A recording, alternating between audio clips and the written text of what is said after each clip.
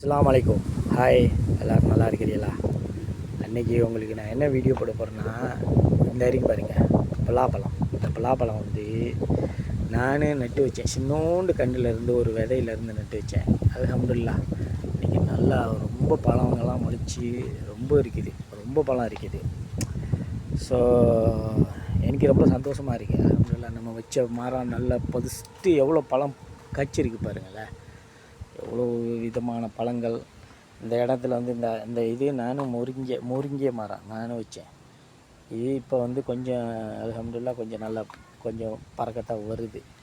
So எடுத்து வந்து இன்னொரு விஷயம் என்னென்னா வந்து அந்த இது இந்த பழம் வந்து பலாப்பழம் மட்டும்தான். ஆனால் இது பலாப்பழம் கிடையாது.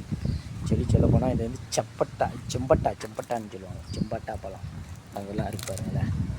அதெல்லாம் இருக்குது பாருங்கள்ல. அந்த மேலே இருக்குது.